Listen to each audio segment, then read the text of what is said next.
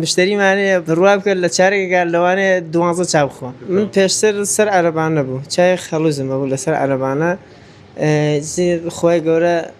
ئەم دوکانەی پێ بەخشیم ئێستا کردومە بەم چایخانە گەورەیە لە 2020 من لە 2011 بوو کە بیرم کردە وتم بۆ داهاتوی خۆم بۆ مێژوو چایخانەکەم بۆ ئەرشیڤی خۆم دەستم کرد بە ڕەسمکردنی ئەو مشتریان هاتنە لام هەم چە ناوخۆی بێ ئەم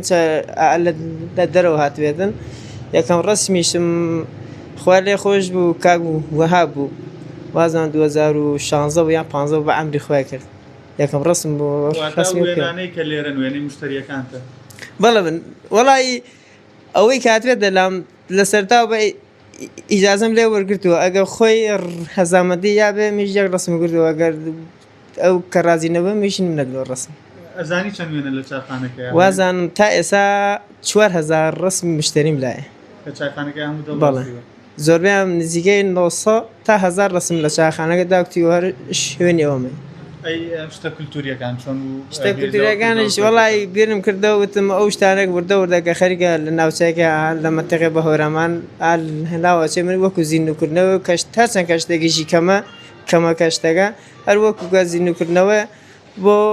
بۆ جوانی دوکانەکە و ئەو مشتریانەکە یەنە خورماڵوی یان ناو دوکانەکە ئەیبینن ئەو شتە جوانان ئەبینن دانیشن ئەگەر چۆن هەڵێکە حەزیان لە چان نەبێ بۆ نەشتەکان دانیشن چاکیش وەڵی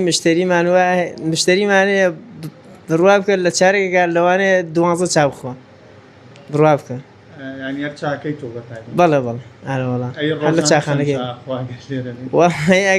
ئەگەر لێرە بەخوا ئاسیار بۆ 20 ئەرەوەڵا بڵێن لە شەشی ئێمە 5 بیانی و چاخانەمانێت تا 12 شەو بەخوا جاری وایە